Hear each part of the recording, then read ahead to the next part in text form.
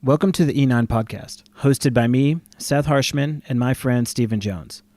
Our goal is to talk with people from a variety of backgrounds and who are at different parts of their journey with the Enneagram and get them to share their story with us. Today we're talking with Megan Gilmore. Megan is the founder and CEO of Lark Song, a non-for-profit focused on helping people discover their life's purpose and equipping them to pursue it. She's an 8 on the Enneagram, but she takes issue with the typical description of 8s as bulldozers. She helps Steve and I find a more appropriate metaphor. Besides that, Megan just has some really powerful things to say. Steve, a 5, even teared up at one point. You probably can't hear it, but I was there and I swear that it happened. I hope you enjoy our conversation. Live it up, live it up, live it up,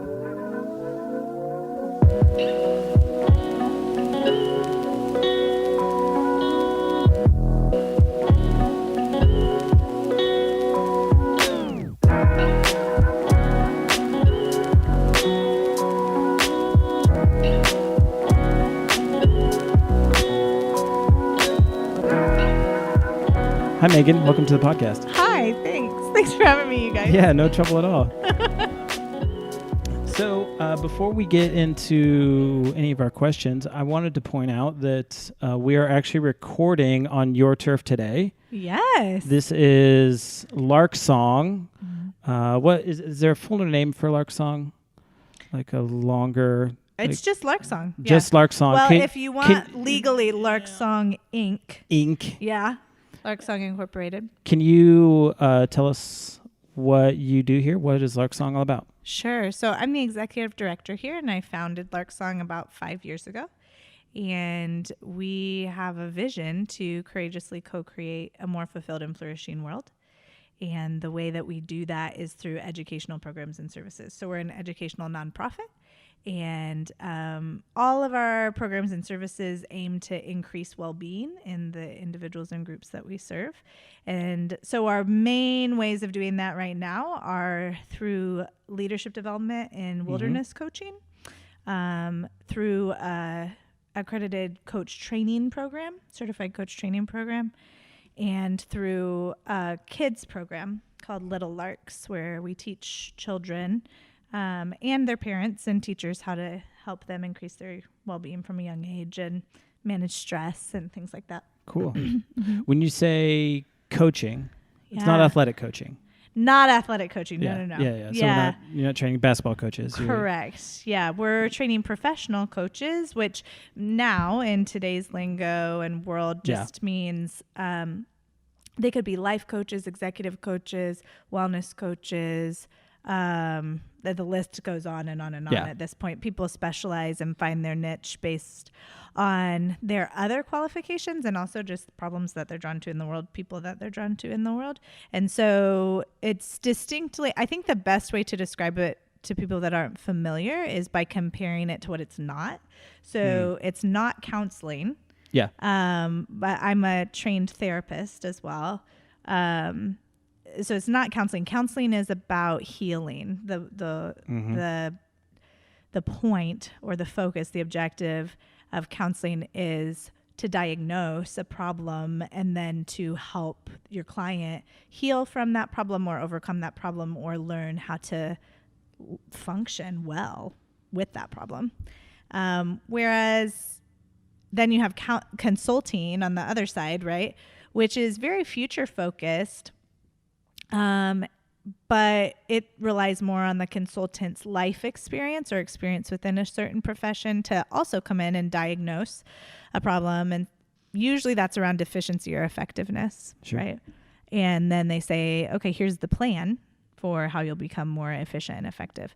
A coach is different because in both of the other situations, the power in the relationship is granted to the professional. It's granted to the counselor, granted to the consultant. So the client always, in a sense, is under that power. Whereas with a coach, we co-create. So we power beside or along with someone. And we grant power to the relationship rather than just to an individual.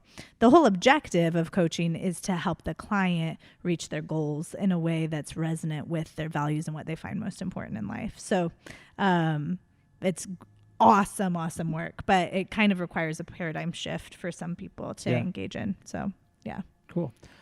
Full disclosure on my part, I am at this point loosely affiliated with Lark Song in that Yes. I've registered to start the coaching curriculum. So I just feel like I should put that out there. That's not why we have Megan on the podcast. Right. It's just how I know Megan. Yeah. And thought she'd make a wonderful guest for the E9 podcast. So, so Megan, you're an 8. I'm an 8. You're an 8. And I normally start these conversations by asking, so what does it mean for you to be an 8? But I'm gonna hold off on that. You can either answer that first, or I know you have pet peeves about the way 8s are portrayed, presented or represented by other people. Right. So you can either answer, what does it mean for you to be an 8, Megan? Or you can go ahead and air your beefs up front. That just goes right to like my anger motivation, right? Like, right. ooh, What's yes. wrong with how everyone else talks? What's wrong with how every single other person talks about the 8? I feel like that I'm would be actually wondering easier. if like those two things might go together. I think they want probably to talk do. about both, but I wanted to give you the choice Of where to start. of where to start. Well, let's start, I think, with what being an 8 means to me might help. And then maybe there's context for Sure, why the that other sounds things great. piss me off. But everything pisses me off. But I think for me being an 8, I'm very, I've learned a lot, right, about myself through the whole process of the Enneagram and self-discovery in general. But the most important thing I think about being an 8 is the protection of what is good and pure and innocent in the world.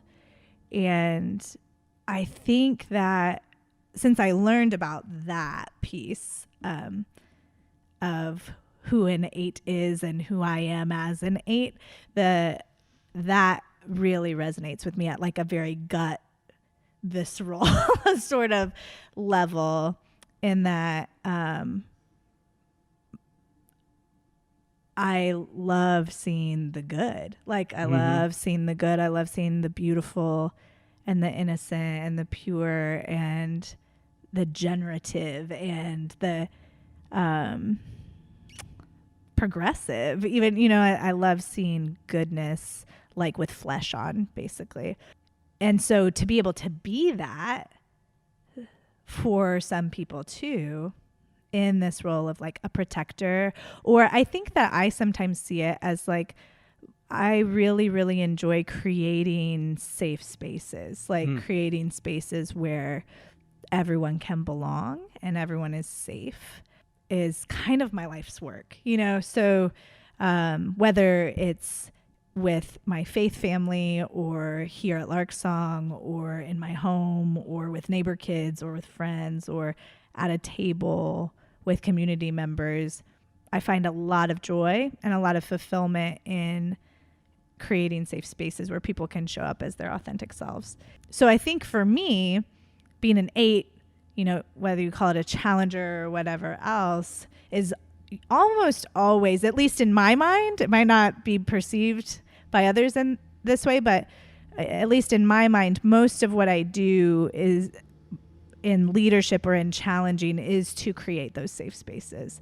Yeah. So I think that's really what being an 8 means to me at its best, but also just in how I try to engage in the world and live. Yeah. No, that's a great explanation. When Nook was on, she's a 7 with an 8 wing, and she described herself as being a bulldozer with a party hat on. Oh. So I wonder if being an 8 is like being a bulldozer with a party hat on without the party hat. So It's basically not very just funny. like being a bulldozer. Just a bulldozer? Yeah. That's Yeah. all right. So that's one of the things that We're kind of. not a comedy podcast. It's Right. okay.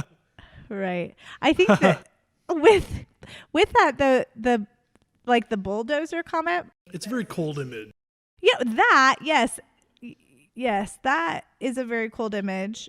And when I hear other Enneagram experts talk about what it's like to be an 8, I'm like, you're obviously not an 8. Like, you're obviously, because you can tell that in most situations, maybe they've actually been hurt by an 8. Like, they've been bulldozed. Eights you know? are the most villainized of all types. I think so. I'm Easily. really glad you said that, because I'm Easily. like, am I just And I do super it. sensitive to this I've because caught myself I'm an 8? doing it. Yeah. Oh, yeah. I've had You do it. multiple I people do it. ask me, Yeah. which type is the asshole? Right. Are those 8s? Are 8s the assholes? You know, yeah. Yeah. Yeah, we're the assholes that make sure the rest of you stay alive. You're welcome.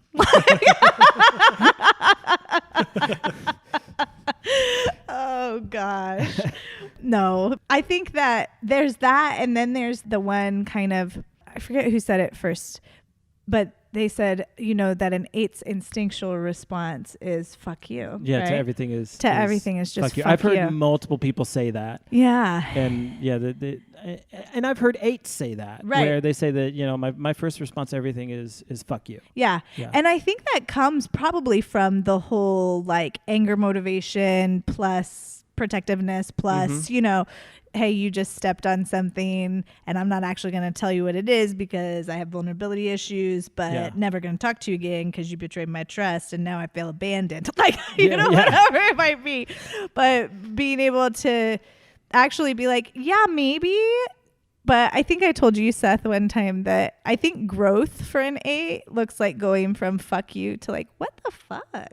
Like, Yeah. you know, like we're not necessarily afraid of strong language or intense situations or people or things, but shifting from why would anybody think anything else than what I think, you know, or want to be anything else than what I am, to, that's different. Yeah. And desiring to learn about it so that you can then, I think that there's still the thing behind it, so that you can then create influence around it or engage with it in a meaningful way. But if you remember, there was another phase after that one when we talked about it. So you can go from fuck you to what the fuck? Yeah. You might even get to, with enough growth, getting to fuck yeah. Yeah, exactly. Exactly. It's not, fuck it. Right. No. That's not one. No, that'd probably be disintegration. That's when we go into the 5 and we're like, I'm fuck just it. gonna learn about tadpoles for 5 weeks. Yeah, that's fair. So, yeah. So I actually loved, like, when you early on in what you were just saying, you're talking about like the whole strain of things going on with a 5, where, you know, the I'm not going to trust you because I've been here before, and you had this whole string of things, which I think is interesting because it really gave a lot of depth to what's going on with an 8, because I mean we get the gruff exterior, you know, Right. and I mean, I know I have to remind myself that, you know, there's a lot going on behind there. Right. Especially as a 5 dealing with 8s, they want to bring the energy, and that's like the last thing I want to bring, you know? And so there's a mismatch there. And so I have to remind myself that no, like there's a lot going on under there, and this is their process. And so anyway, I really liked that you kind of like showed all of that. That was really cool. That's good. Thanks. I think the image I have of like the unhealthy 8 energy is wanting to do good things, but kind of being impatient with people about it. Yeah, or like being, not being super controlling. vulnerable. Yeah. Yeah. Right. So it seems to me that the idea of coaching, at least the way you talk about it, is directly addressing that issue. Yeah, I think so. That it's about doing the slow, patient thing, which requires vulnerability on your part. Right. And when people understand, like Seth was saying, more of what's going on behind your drive, they're more likely to come on board and follow. But if the bulldozing image is fair at all, it's the unhealthy wanting to get something done, but people move slowly kind of thing. Yeah, yeah. And I think the bulldozing image is fair for an unhealthy 8. But to just say that it's a 8 Right. metaphor is I think, harmful, because when you think about a bulldozer, it doesn't build anything. Like, other things have to come in then and build or generate or create Sure. beauty. The bulldozer's like, get out of my, like, let me clear out all the stuff just to just get where I want to be, you know, or whatever, Yeah. rather than anything that participates with connection to other people or the earth or God or anything, you know. So I wonder what a metaphor would look like that is like full steam ahead, you know, Yeah. and that kind of it carries the intense energy that an 8 has, which I think is a huge strength, but also generates something along the way. That's what I was going to ask. Yeah. Do you have any metaphors that you've I think come Steve up with? has one. He just his face just lit up. Well, you said full steam ahead, and that's supposed to be from ships, right? But the image that came to mind was a train. Yeah. Yeah. The whole like powerful steam engine. Yeah. Sure, if something's on the track and it's moving, that's a dangerous situation. Yeah. But there's a reason why it's moving on the tracks like that. Right. Like, yeah, and there's a place we're going, you know? Yeah. Yeah. Yeah. And it's I told you, sirens. That is one thing I did not miss being in Chile. All the horns were like small. They're like petite Oh yeah. ones. Yeah, yeah. Beep, Beep, beep. beep, beep. And it was like a friendly thing. Yeah. You'd honk at your friends That's- going by. I It's so remember aggressive. I remember Yeah. in driver's ed where that's what they try and teach you. There was a video and it's from the 60s where they were talking about, no, you can actually use your horn in a friendly way, just a friendly, like, beep, beep. No, that's not how it works. funny. No one is going to perceive me honking at them as just like a little, hey, noticed you were there. Hi. No, Yeah. no one perceives it that way. Like, you honk your horn, you're going to piss somebody off.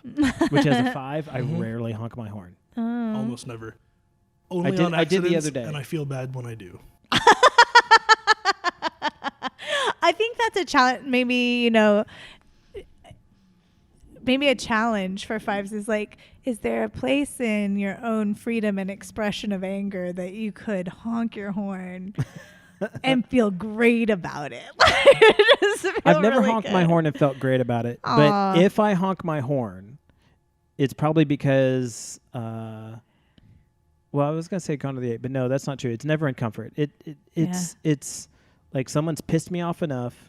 Like I did have someone who literally came within inches, like they were Yeah. merging over into Yeah. my lane, and I honked my horn to let them know I was there. Yeah. And, you know, like And how'd you feel? I was pissed. Right. Yeah. Yeah. I didn't feel upset about it. I didn't feel guilty. They Good. needed, Yeah. I didn't, Right, I right, didn't feel right, guilty right. about it. Yeah. Because you just protected yourself. Yeah, exactly. Right. Okay. How often do you honk your horn, Megan? How hair is that trigger?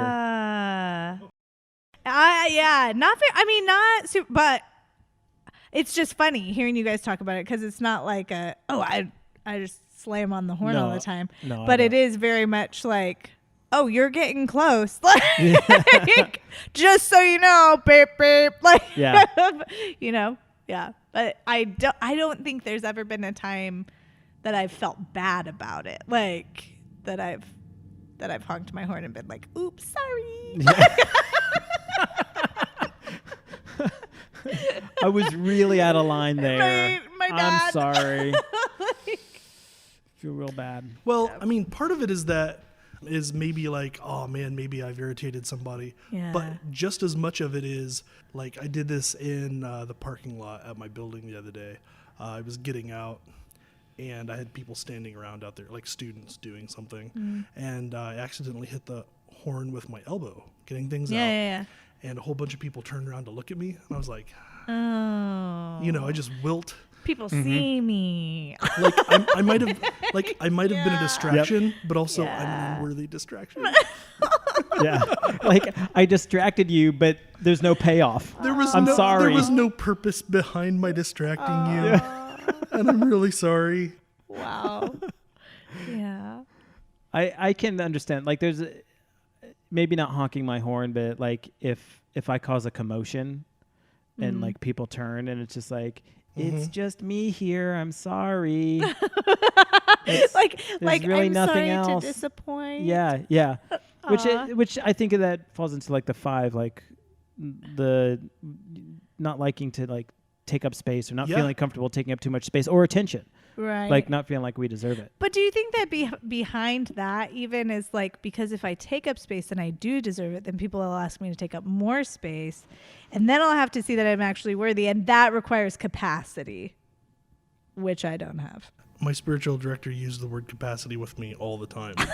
You're discovering that actually capaciousness. Oh, wow. Wow. Ooh. You're discovering your That's a lovely word. capaciousness. Yeah. And I'm like, I feel like you have an agenda with me.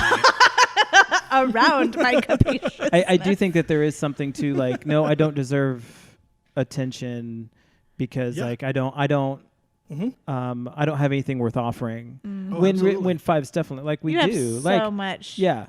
I talk with my students Yeah. a lot about feeling like you're not allowed to take up space in the world. Mm-hmm. That tends to jive with my female students more than the male Absolutely. students. Right? Yeah, because But their bodies also- have been objectified since birth. Exactly. Yeah. And trained to literally take up less space, cross your Yeah. legs, Right. etc. That being petite is good, Mm-hmm. right? And for guys, being big is fine. Right. Except I do have one student in my class who is a very, very big dude. He's Yeah. like an oak tree, Yeah. and he has very similar patterns Mm. because he takes up so much space. He he's shrinks very himself. sensitive about it. Yeah. I've noticed since my teenage years that I tend to like sit differently than like most guys. I cross my legs differently. Yeah, you do. I tend to sit in ways that take up very little space. Like I don't sit on the couch normally. Like if I'm relaxing, oftentimes I curl up into like the corner of the couch, taking up very little space. And like my habits have kind of formed around that. I don't know if that's a Seth thing or a Five thing. Yeah. But It seems like one of the ways that you express a common five Yeah. pattern, Yeah. right? Yeah. Yeah, but not your experience. That doesn't sound like the psychology of a freight train at all. no. No, but I do have a brother who's a 5, Mhm. and my husband is a 5. And so there are some people that I dearly, dearly love that, and I've tried to grow to understand that are 5s, and that I think my brother is more like Seth in that he finds it comforting to, like, even just in a bodily way, retreat, you know? Yep. And I think for Evan, it's more in a sensory way to retreat. So removing sound and light and not necessarily like all sense of touch, but like children, like, you know what I mean? Yeah. Like lots What- of people and the pressure of others around you.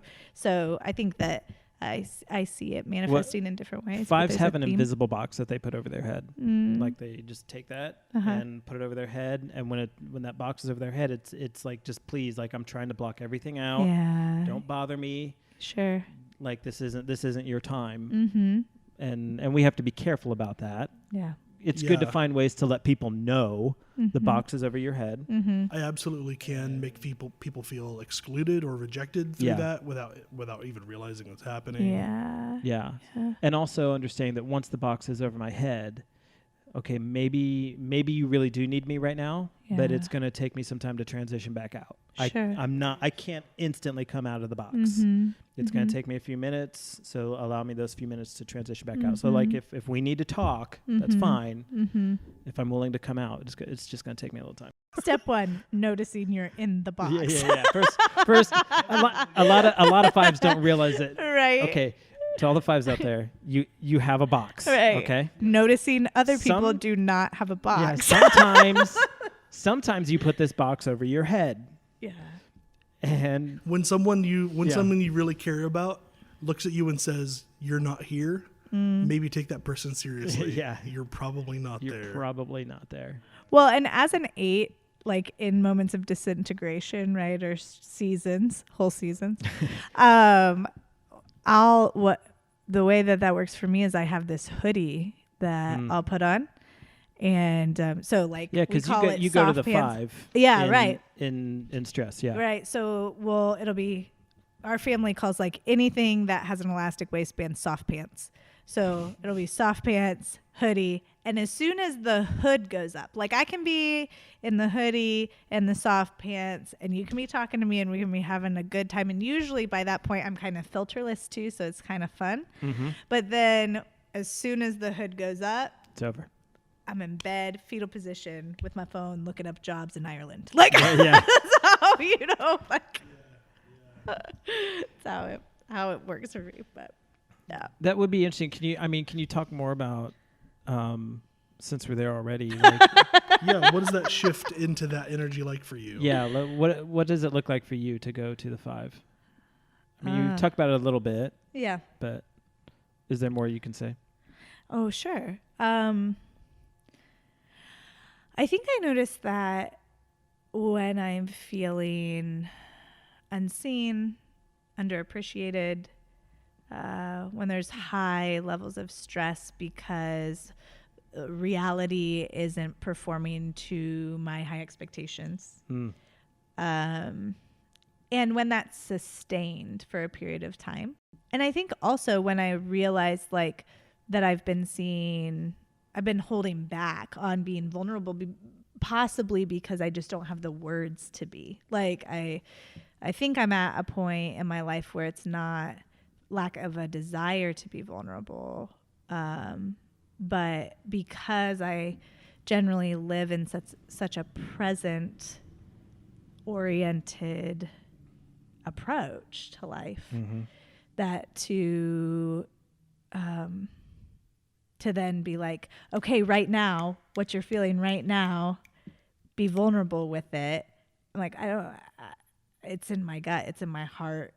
I don't have words to tell you. And so then when I can't tell you my experience, like what my life experience is in that moment or in those days, and no one chooses to ask or see or know, then I retreat. Usually in the months of like September, October, it's just a natural part of my rhythm at this point in my life, being an entrepreneur and putting myself out there and doing such like soul work in the world. There's kind of a rhythm that my year even takes that I'll get to September, October, and we call it my cave time. Like I retreat into this cave. And I used to shame myself a lot for that. Like, why aren't you being as productive? Like, what do you need? Why are you so depressed? What's going on? Do you need help? Blah, blah, blah. And then a few years ago, I shifted to like, no, what is your body actually telling you that it needs during that time of year? Or what is yourself saying that it needs? And I think during that time of year is a really tender time for me, because I'm realizing the things that I intended at the beginning of the year aren't happening the way that I thought they would happen. And, or I've been abandoned by someone or betrayed by someone that I didn't think I would be by that time in the year. And so I think what it actually is a self-protective measure to say, hey, I'm going to go into this cave for a bit, and you are more than welcome to come in too, but I'm not going to holler at the edge of it to make you pay attention to what's happening. And so I'll retreat. And I found that those are some of my most sweet moments with the divine. And they're also the times when I like get to read all the books I've been wanting to read all year. I get to, so, and then I emerge from that with new vision and a different understanding of what success looks like and a lot of other things. So I think that that's like the seasonal thing that I can put kind of a healthy spin on. But if we're saying like, what does it look like to disintegrate into the 5? It's like when like I said before, the being unseen, not knowing how to give words to being vulnerable, and then feeling like no one wants to know either. And so I'll usually retreat to my home, usually to my bedroom, and I'll like Netflix binge an entire TV series in a week. Like, or I'll watch 4 documentaries about food and agriculture, and then make an entire year plan for how our family's going to eat different next year, or like I mentioned, I had 5 different job search apps on my phone about a year ago, and I realized that when I was getting stressed or feeling really indignant, like this place doesn't know what it has in me. I'm not getting paid what I'm worth. I have all of this stuff. Like, my value is way up here, and that's not what I'm receiving. And I'd be in this like place of indignation and feeling like nobody understood. And then I would pull up all my 5 job search apps and be looking for jobs all over the planet that would pay me what I was worth and would be in beautiful locations. And wouldn't my children become bilingual if we lived there? And it would be amazing. And so my husband actually could tell how bad of a day I was having if I'm like hoodie, right? Hoodie in our bedroom with my phone. He could just ask like, so how's it going? And I could say, I'm just looking at some jobs. And he'd be like, where? And if it was like Michigan, it's like, all right, just take a nap, But if it was like Oregon and Ireland, he's like, okay. It's been a bad day. So since he's a 5, I imagine in his mind he actually has like an apparatus with a world map on it where there's like the green zone, the orange. Sure. Yeah, right. Yeah, for sure. Red zone. Okay. Yeah. Exactly. All right. Do you need ice cream? Right. Oh, he's so good about it. Then the next question is, how can I love you right now? And I'm like, sometimes I know exactly, like, I need Taco Bell immediately. It's 10 p.m. That's all right. Or I'm like, I don't know. One of the best things he's ever done he's done a lot of really good things as a 5, but so one of the shows that I binged was called Ally McBeal, and it's this show from the early 2000s about this lonely, lovesick lawyer, Calista right? Flockhart, right? Yes. The dancing baby. Yes, and the dancing baby, right? So there's this kind of quirky lawyer who's like the best litigator on the whole show, right? His nickname is the Biscuit. And to get ready for the courtroom, he'll go in the bathroom, look in the mirror, and sing Barry White's My First, My Last, My Everything, right? Dun, dun. And he has this dance that goes with it, like dun, dun, dun, dun, dun. Anyway. So our listeners should know that Megan moved her shoulders back and forth as the dance, yeah. So. Anyway, My first, yes, my last, yes, my everything. and the answer to all of my Steve's dreams. feeling the 8 energy Yes. right now. This is great. I don't talk about it much, My but son. I have a little Barry White in me. Yes, my moon, Beautiful. my guiding star, some kind of wonderful. That's what you are, right? And so there's this whole dance that goes with the song, and I love it. Makes me so happy. If I'm having a really, really bad day, I'll actually pull up that clip on YouTube that has Taye Diggs and Robert Downey Jr. in it with the Biscuit, and they're all doing the dance together. Like, can you get with that? Yeah, I can get with that. And they jump in and they start doing the dance. So I was so like in a funk one day, and it'd been years since I had watched Ally McBeal.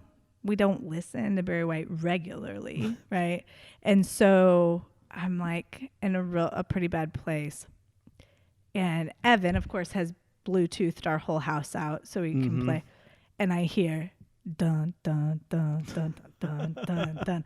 And he comes out of the hallway doing the dance. Oh, that's awesome. He's like, and he's like pointing at me. And he's like, we really got it together, baby. Right. And Ev's got a pretty deep voice. And so then he tells the kids, like, come on, kids, let's dance. And he's like, come on, mama.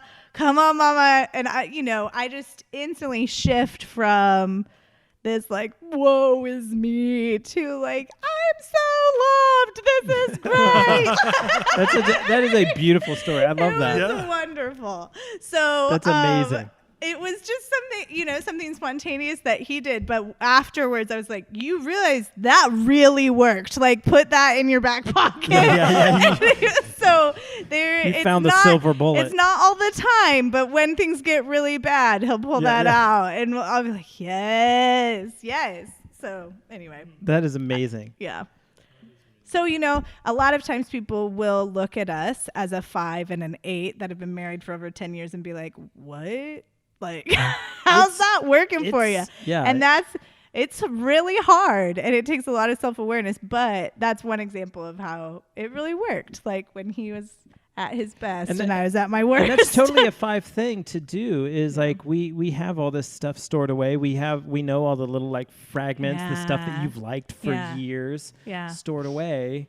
And I would still say it's a moment of brilliance to pull that I one think up so. on the I think spot. so. But also to perform it and dance, that's a 5 moving to strength. Exactly. Yeah. Exactly. So that's like his best impacting your worst in a way that works. Right. Exactly. It was really cool. So, yeah, this story.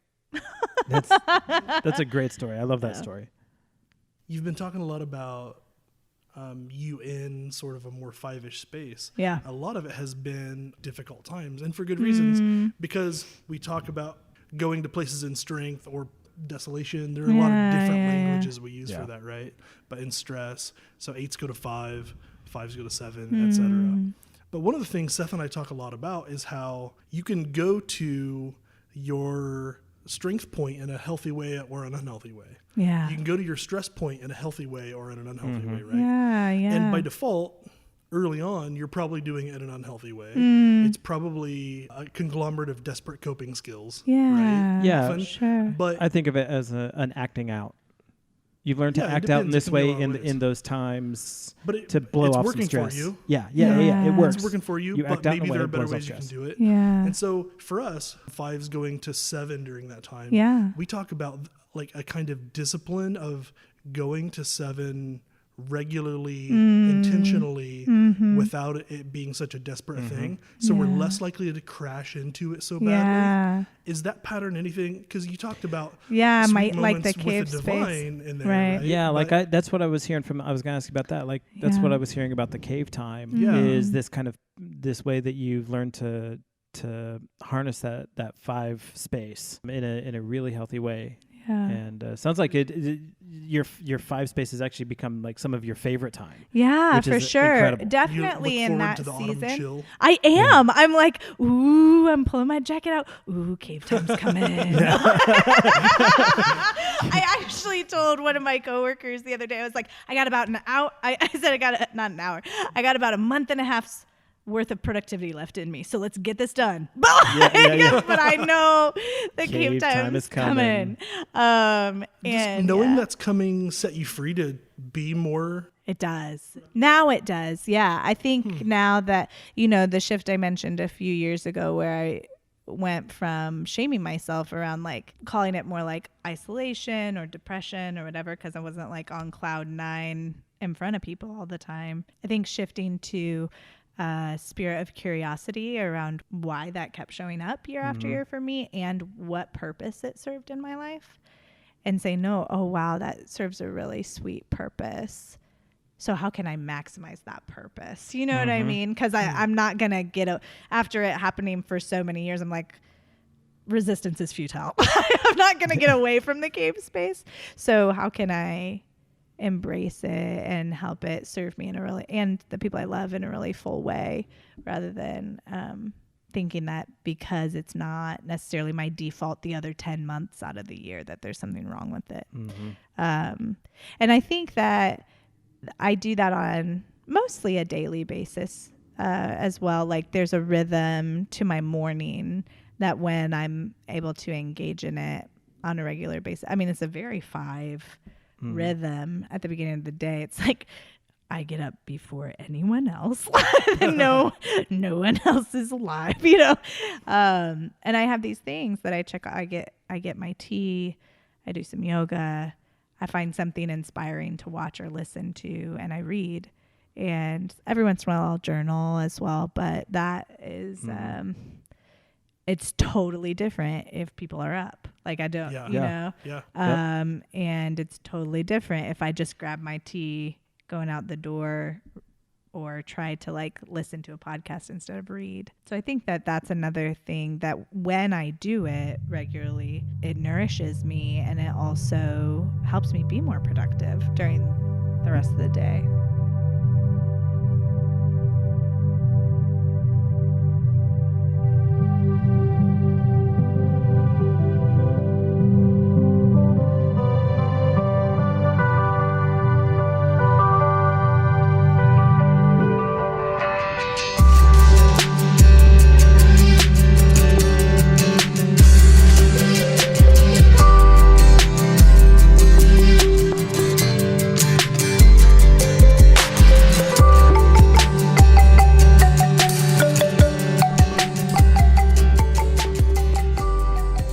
So I used to teach at a university, and you know, like the head, mind stuff, super important at a university.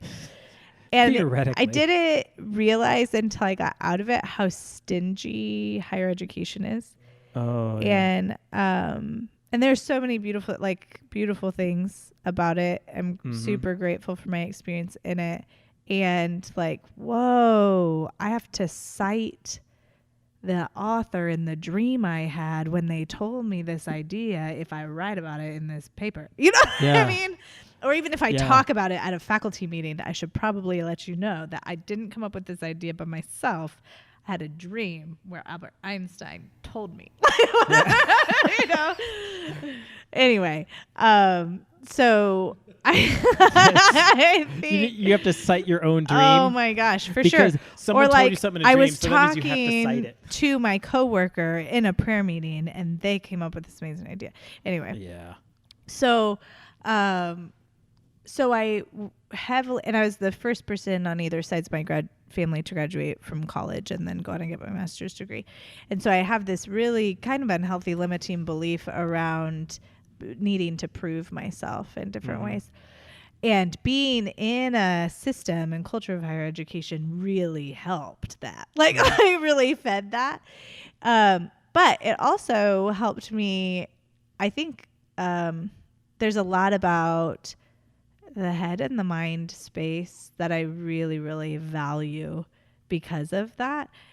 And so I value accuracy a lot. And it's interesting to get into disagreements with fives about facts. Right? And because it's like, well, actually, no, that happened in 1965 and it was the Voting Rights Act, not the Civil Rights Act, right? Is an example of a conversation with a five. And like, no, I don't think there was. No, you're talking about the Civil Rights Act. No, I'm pretty sure I'm not. I'm pretty sure that I got the president wrong, but the act I got right. And getting around to having a five straight up admit, man, I was wrong about that. I'm sorry. Like simple. Oh, man, I was wrong about that. I'm sorry.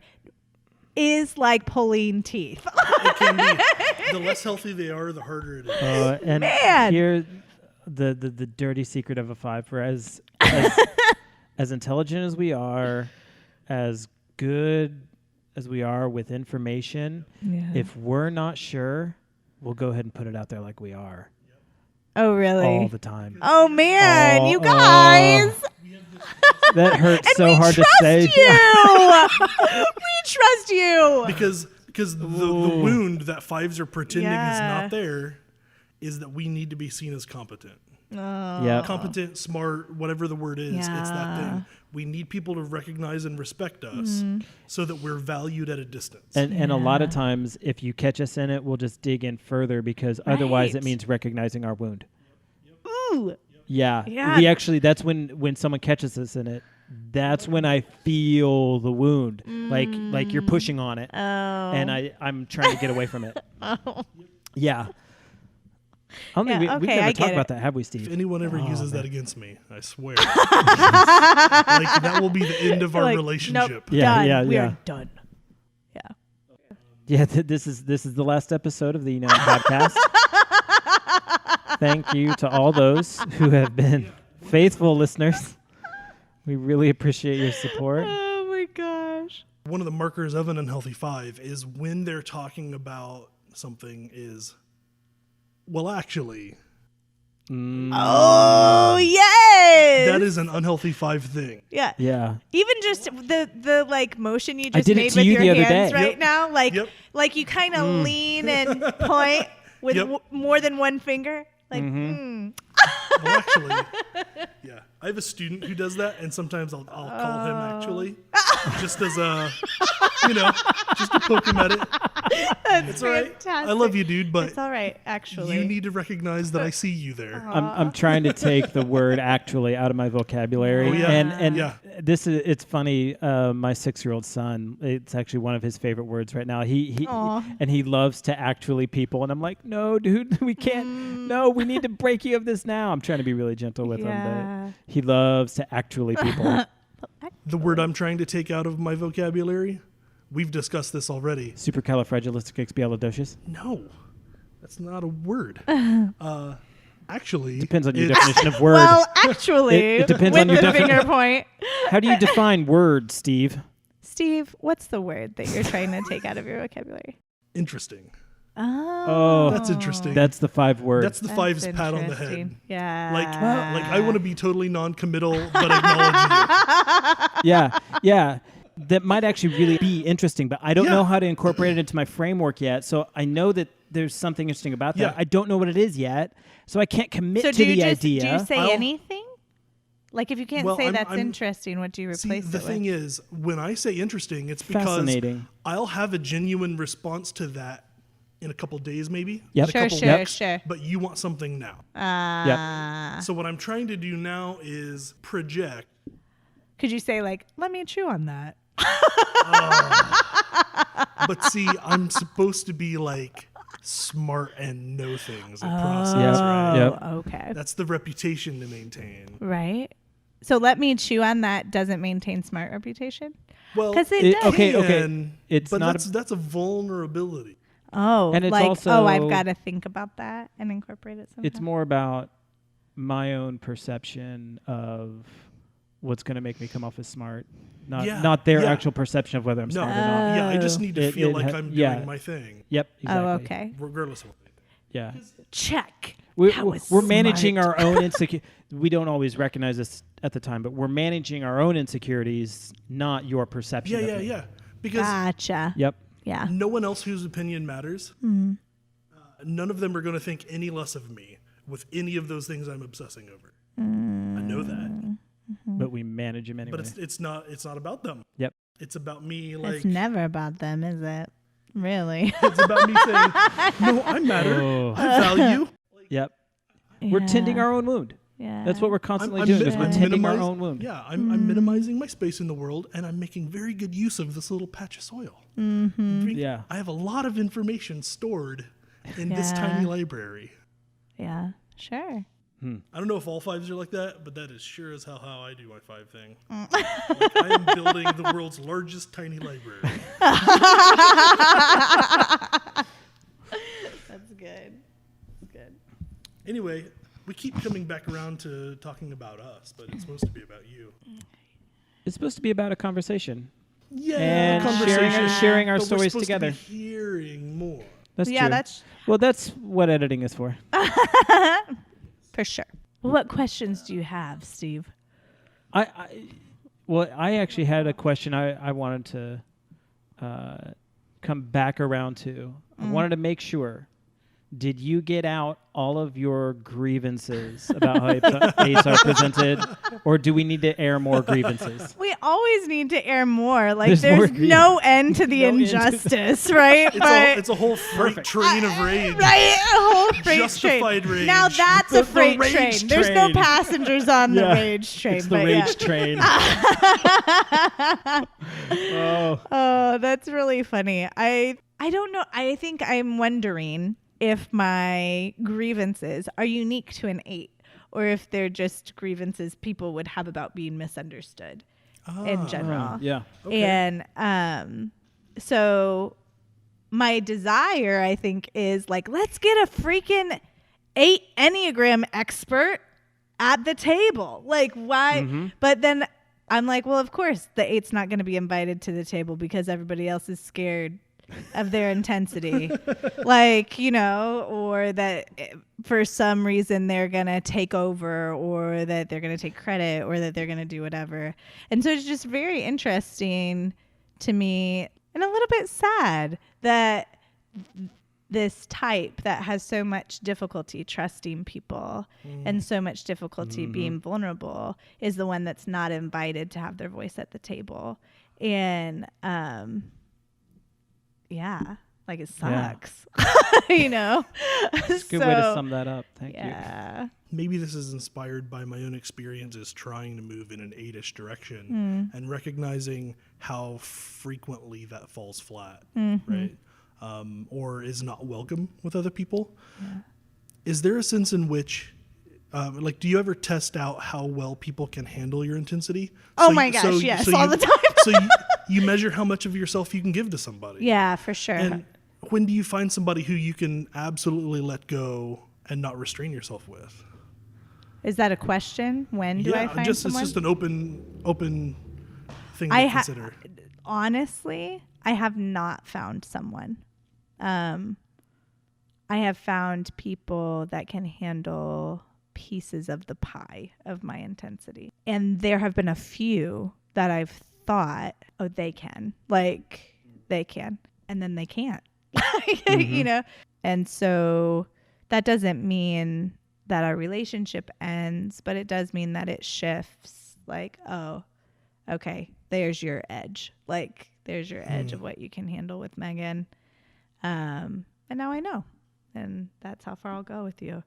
And so I think that, I mean, that sounds sad, I guess, but I also am really grateful that I've found so many people that can handle the different parts of my pie. Right. So I don't feel like there's any slice of the pie that's still withheld from like no one sees that piece. But like, oh, well, like my husband can handle most of the pie, but there's parts he can't. And that makes us both a little sad. And maybe he will be able to eventually, you know what I mean? And maybe that's a part of me growing in trust and vulnerability. Maybe, you know, but also maybe one person is never supposed to be the only person, you know, that can handle all of you. That seems like quite a lot to put on one person. So I think I'm grateful that I've been able to surround myself with people that ask for my intensity at various levels and around different things. And while I sometimes desire, like, oh, to just be totally free at my full intensity with one person, like, how magically orgasmic would that be? Like, I don't know, you know, I don't know that would even be healthy for me to not, because it would put me in a space of not caring, like, about my impact or intensity on someone else. Because great, oh, finally I found the person that can handle it, so I don't need to think about my impact on them anymore. Like, I don't know. Is there a sense in which, I mean, and this could be pretty personal, so, you know, don't let me pry. But is there any sense of that playing into your relationship with God, right? Is there a sense of freedom with the divine where you can just absolutely be full of yourself? And I don't mean full of yourself in a bad question. sense. No, that's a really good question. And I think that probably my relationship with God has been all about that.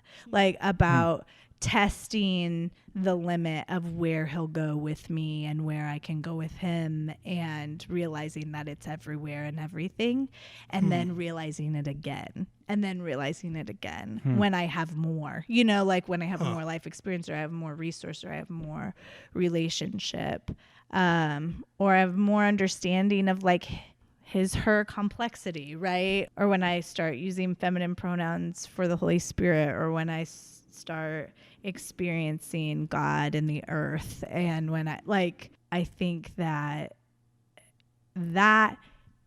is beautiful to me. And I think that's I used to not understand what was so cool about like an eternal relationship. Why would anyone want that? Just being seen over and over and over again. That idea feels oppressive to me as well. But when I think about like, oh my gosh, I get to like explore and discover and share and learn and be more of myself, and God gets to show up more to me, and all these different, like, that's awesome. I just think it's really, really, really cool. And I was at this retreat 2 weekends ago with a bunch of folks from a particular podcast about deconstructing your faith. And I found that my story just felt so different than most of theirs. Most of them were talking about their relationship with the church and people in the church, and deconstructing their faith in Christianity or in the God of Christianity. And I was like, that's not my story at all. But what is, so I was trying to figure out what's the connecting point, like with me and these folks. And I realized that like, oh, I have deconstructed. I don't even like that word, but I have deconstructed, but it was my faith in humanity. It wasn't ever my faith in God. And so the last several years for me have been a reconstruction in my faith in humanity, not a reconstruction of my faith in God. And so that was like a point of clarity that I was really thankful for. And like, oh, that makes sense. That makes sense for me. Yeah. Does that answer your question? Yeah. Okay. I mean, I wasn't sure what I was looking for. So that's great. Yeah. Is that this deconstruction of your faith in humanity, is that a Megan thing or is that an 8 thing, do you think? I don't know. I think part of it's a Megan thing because of my unique experience, but I think it could be an 8 thing because of our similar messaging and how we program ourselves to try to create happiness in our lives in ways that sometimes work but mostly don't work. You know, it makes a lot of sense for an 8 to be okay with deconstructing their faith in humanity, because then people aren't trustworthy. Like, they're not good, they're not trustworthy, they really need you. You probably shouldn't share yourself with them because they can't handle it, right? And they're not going to be good partners in taking the world any place you want to go. So, okay, me and God can handle this. Like, let's figure this out. What are we going to do with these people? And so I can absolutely see it being an 8 thing. The way you just framed it now, though, it sounds like a little bit of an unhealthy 8 thing. For sure, yeah. And so, but I think you've done it in a healthy way. Well, No, I wouldn't think you say? No, I don't Oh, think okay. so. Like, Okay. I don't think that losing faith in humanity is healthy. Okay. I I didn't know if we were necessarily, we'll talk about Yeah. deconstructing it. I didn't know if we were Yeah. necessarily talking about losing it. I think Was there a reconstruction as well? yes. Okay. Yes. So yes. Okay. I think that maybe the descent, right, Mm-hmm. is part of a growth process that has to happen. It sounds like Paschal mystery to me, right? Like, Yeah. Like the whole death resurrection Right. cycle. Yep. If Right. you get stuck in death, then of course it's an unhealthy thing. But Right. if you pass through, Right. you know, I agree. Yeah. Yes. So the reconstruction or the resurrection or whatever of realizing that like, oh no, actually people are whole and they don't need you to fix them. Actually, humanity is creative and resourceful and relational and resilient, and they're capable, and they're all worthy of being loved and championed. To actually rewire my brain and my perspective of humanity to say that is what is true about them, rather than these messed up, corrupt, awful, untrustworthy mass of flesh, like that I somehow am responsible for making into something better. I think the shift, the reconstruction into I believe these other things to be true instead, was totally transformative for me. Yeah. And I think that is a huge part of why I can see myself on a healthy growth trajectory as an 8, because I don't, at my core, I don't think I need to fix anyone, and I don't believe that really anyone needs me more than another person. Like, I'm not better or worse than anybody else, and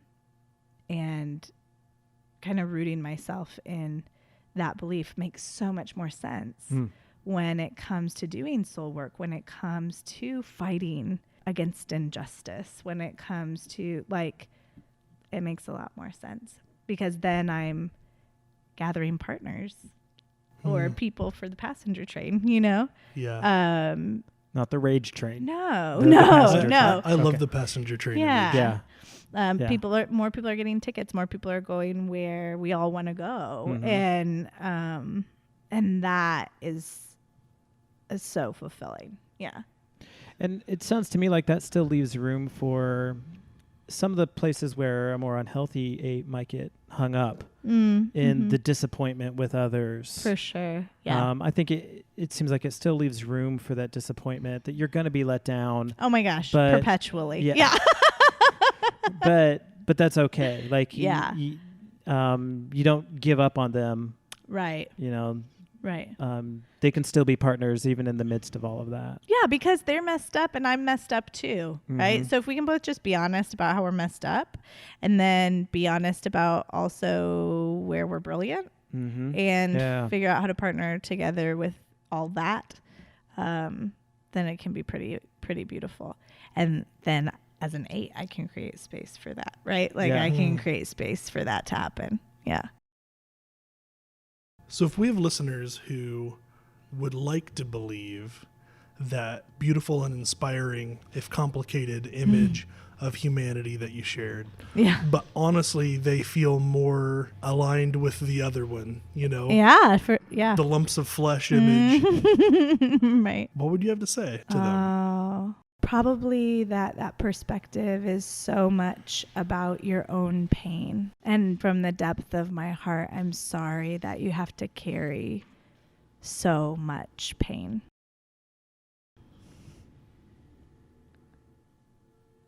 And so I think that anything I would speak would be from a place of compassion. Like, you're doing your best to manage your pain and whatever trauma, like the siren going by, right?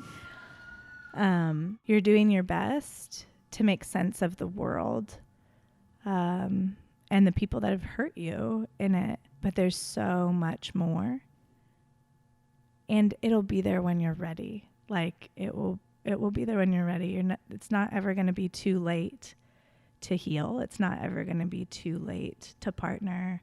It's not ever going to be too late to see the beauty in the world. And if you decide to try to trust just one thing that might be a little bit different, it would be trusting that people are creative and resourceful and relational and whole. That, like, if you're alive, right, your life because you're creative. Like you figured out some stuff to get to where you are, right? I'm a licensed addictions counselor too. Addicts are some of the most resourceful people on the planet. And they just use it toward their death and destruction instead of toward their life and flourishing. And so like good treatment for addiction doesn't just look like sobriety and relapse prevention. It looks like saying, hey, you know, all those gifts and strengths that you use to be an awesome addict, like how are you going to use those now? Because otherwise you're just going to have to turn yourself off. And then you just start searching for something to find yourself in again. So how about we turn yourself on and we say, okay, you know how you were incredible with money? You know how you made that dollar stretch for 2 weeks? How are we going to do that now when you're looking for a job? How are we going to do that now when you're, you know what I mean? It's just flipping the script from they're going to be using their same self just on a bright side instead of a shadow side. And so I think that recognizing that the shadow side can be true, like, but it's not all that's true.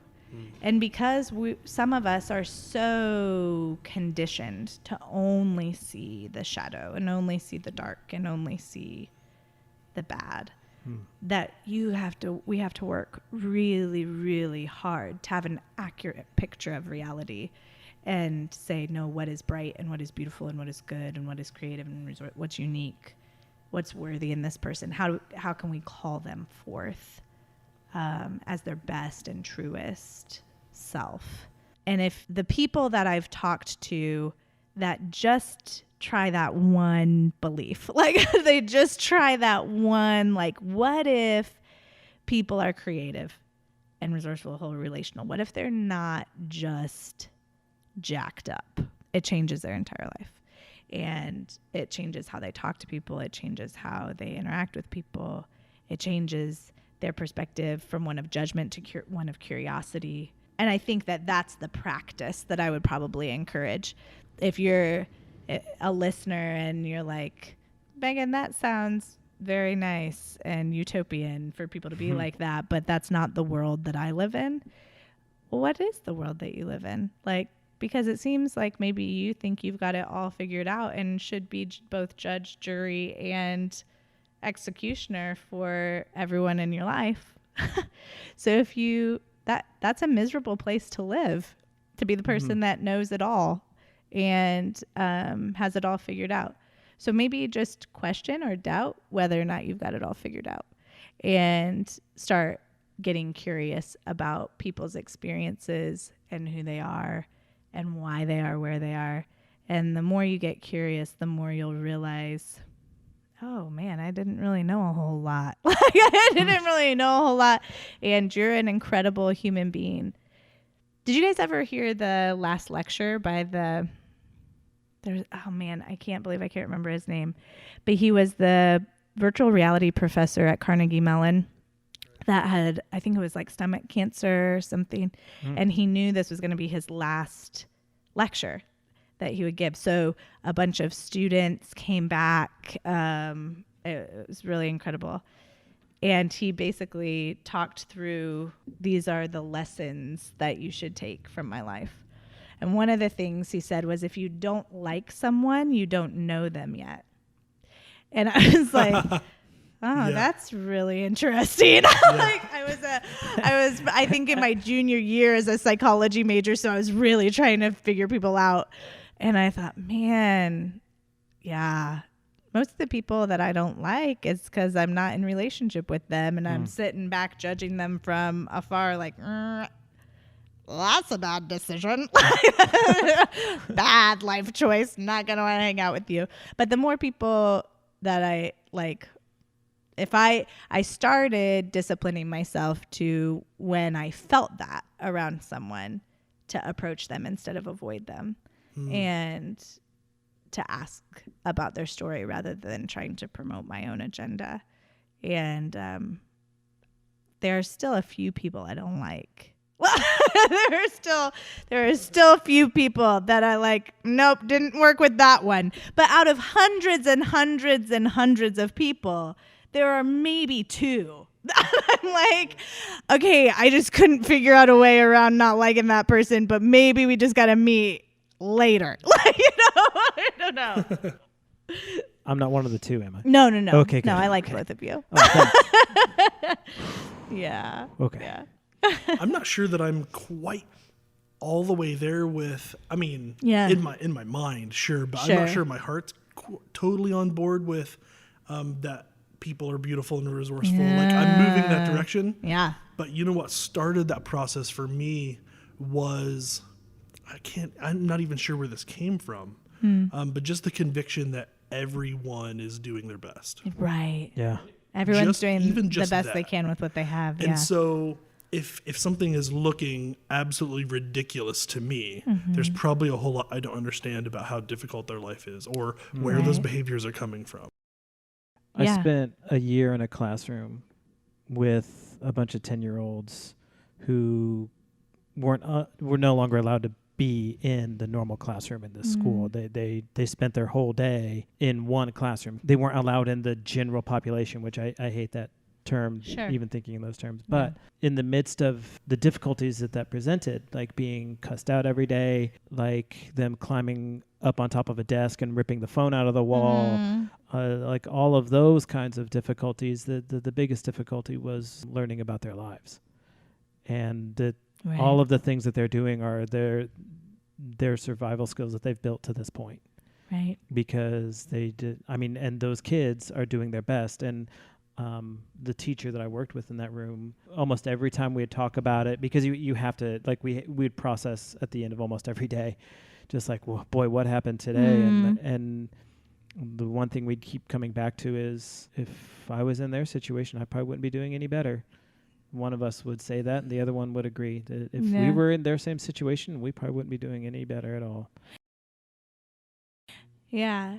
I think, too, maybe something, not necessarily as a pushback, but as a, like, hey, here's another side or perspective on that, is that I think, and I'm trying to figure out how to contextualize this. So instead of doing that, I'll just jump right in. I think that with children and many other people groups, we decide how valuable they are based on their utility rather than just based on the fact that they're humans. Yeah. And so, and really based on their utility to us. And so if instead we say humans are valuable just because they're humans, Yeah. rather than they're valuable because of what they can do for me or for society or for this other thing that I value, then it has to completely change how we approach issues of equality and equity. And if we trust that people are creative, resourceful, if we trust that they are worthy of being championed even though they're a mess, and if we trust that they're capable, then we have to trust that even in infants. And we have to trust that in people from different cultures and people within our own families. People, like, we have to trust that for everyone, right? And we have to trust that for our own selves. Exactly. Yeah. Because in our little triad, the whole rejection triad, it's 5s and 2s. Yeah. We're the ones who value our own selves by our utility. Yeah, Right? for sure. How much difference can I make in the world? That's so How good. much can I serve the people Yeah. around me? How much can I justify the fact that I take up presence in the Right. world? We're the ones who do that to ourselves. I have to trust that maybe I'm doing my best, even when I can argue the other. Yeah. Well, and I think the thing to add to that is every person has their own poverty and their own abundance. And to say that, whether it's like a white savior complex or an eightness or a white, I mean, there's so many different things, or patriarchy or whatever, like, I have the answer for all of you, right? Has done so much freaking damage to the world and is basically what like if I were to boil it down to what's everything that's wrong about humanity in the world, it's like, oh, patriarchy, white supremacy, and the concept that people use other people for their own utility. Like whatever that That's might a be. good list. Right. And Smoking. right. And plus smoking, which everyone does to cope with the previous three. Yeah, exactly. Right. So I actually like this as an anti-smoking campaign. Right? Is Yeah. if we would just get rid of patriarchy, white supremacy, right. and all these Yeah, other yeah, things. We would yeah. also be getting rid of cancer. Yeah, Like, yeah, then hey, no I'm one not would even need kidding. to smoke Yeah. anymore. Yeah. We would definitely put some pharmaceutical companies out of business. But there's, yeah, that's the truth. But I think that saying like, okay, child who has a traumatic life environment right now, I see your poverty. What's your abundance? What Yeah. do you have because of your life experience that I don't have because of mine? And they do. They have so much. It's incredible. They would try and assert like how strong they were. I mean, I would say that there are a lot of 8s who just aren't, adults yet, but they're on their way to becoming 8s. Yeah. And they would try and assert themselves in ways, and they just hadn't figured out how to do it yet. And we would try and steer them towards their strengths all the time. And we told them this over and over again. I don't think they ever believed us. But and it's totally true. We said if we were ever stuck on the teacher in the room and I was his assistant, if we were ever stuck on a desert island, if there were any group of students that we'd want to have with us, it's you guys. Because they'd help you stay alive. So resourceful. Yeah. Oh yeah. Right. Oh yeah. Like I mean, they would be incredible. Right. In that situation, they would thrive. It's just that they didn't know it yet, and some of them were more ready to hear it. Some of them weren't ready at all. Right. Well, and with children, we restrict their freedom of choice so much. Yeah. Like the freedom of choice and freedom of movement. So yeah, if you had someone that was telling you constantly what you could say, do, where, eat, where you could be, how you could sit, where you could stand, how fast you could move, how loud you could talk. It's a kind of stressful environment. And so I think like as adults in the lives of children, a huge part of our work with them is just expanding their ability to choose. Because if we trust that they're capable, they do know what they need and they choose well based on what we give them, how to meet their needs, in my opinion, which is very informed and totally accurate.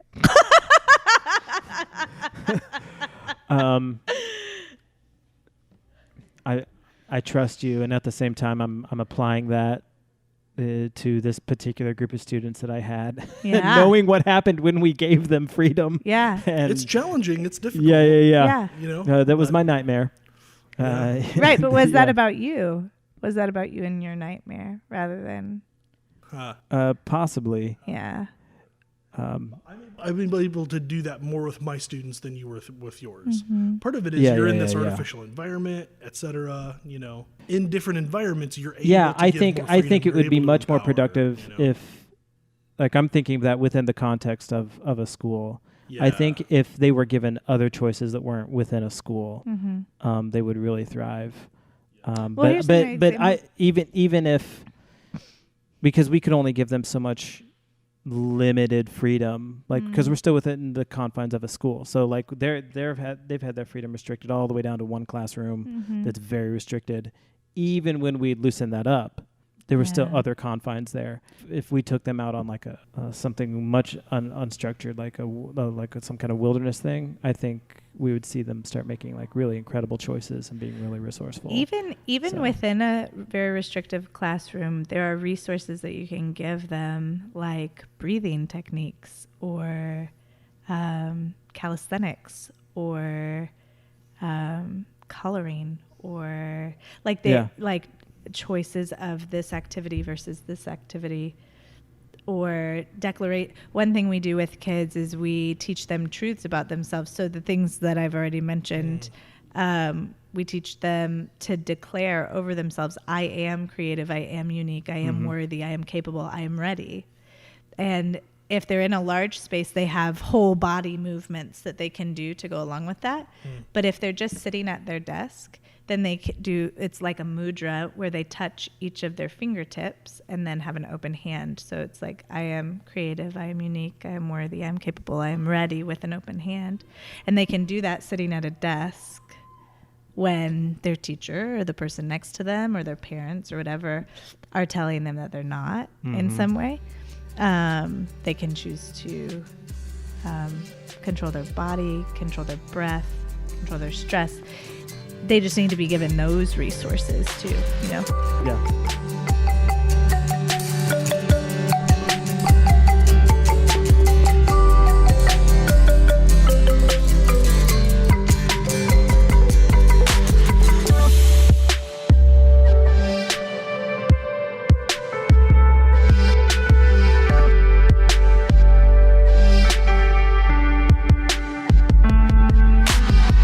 The only thing that I might want other people to know is generally true about eights is that something happened, right? Something happened at some point that in their mind meant that they can no longer trust people. And so whatever that is, like whatever that is, understand that it's a wound, right? Like it's a wound. And so what might not seem like a big deal to somebody else could seem like a complete betrayal or abandonment to an 8.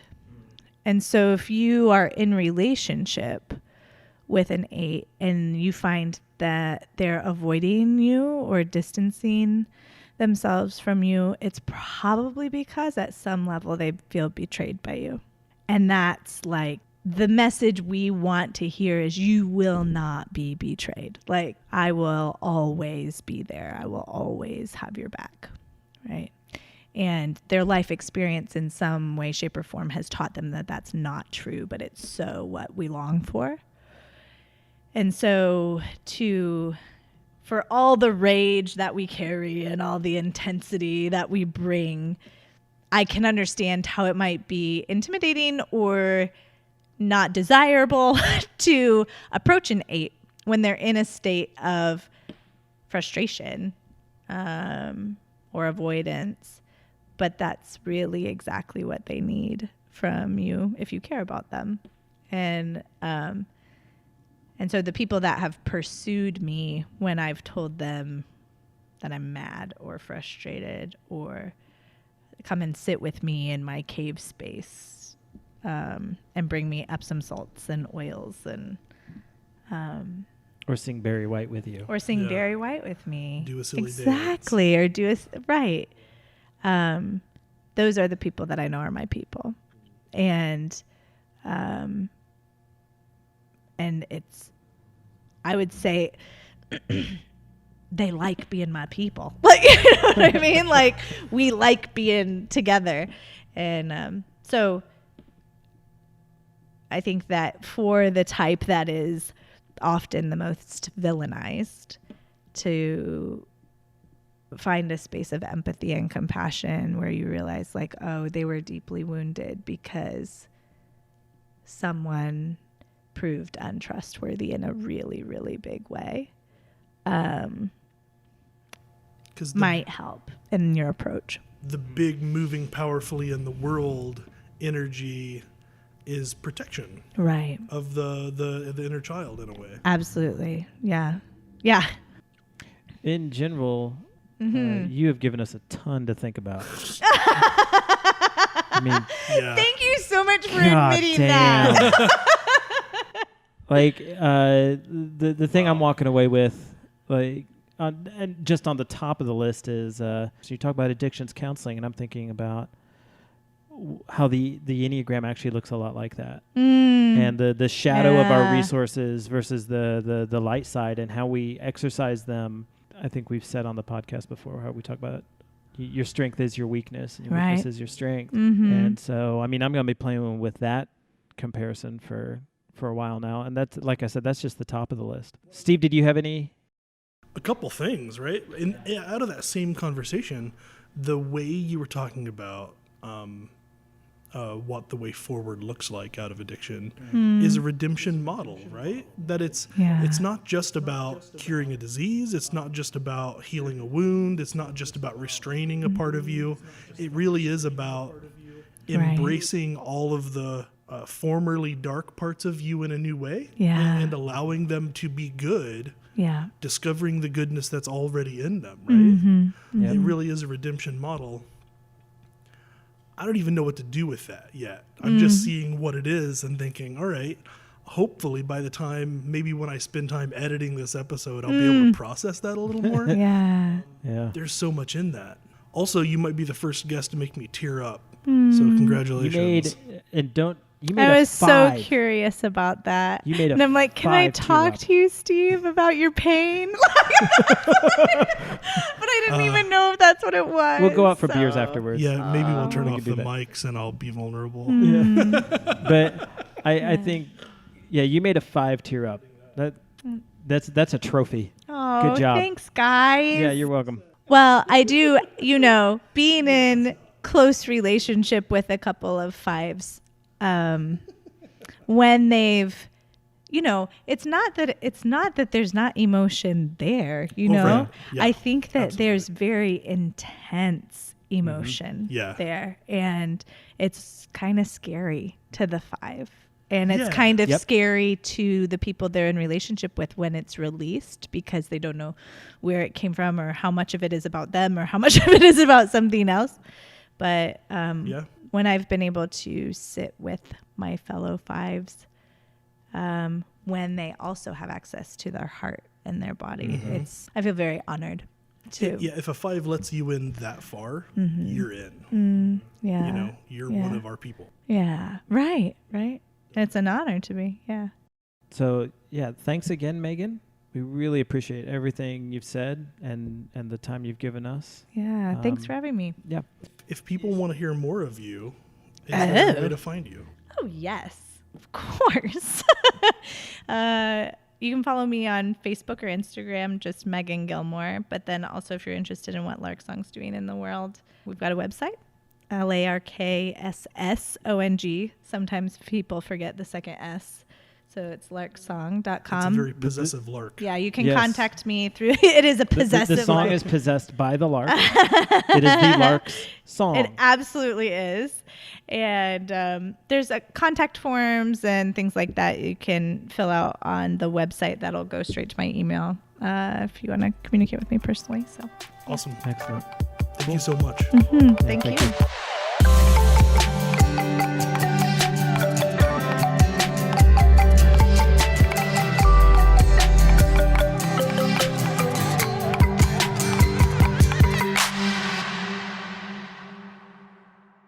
Once again, this has been the E9 Podcast. You can follow us on Twitter at E9 Podcast. You can follow me at Seth Harshman, and you can follow Steve at skeptical_monk. Thanks again for listening.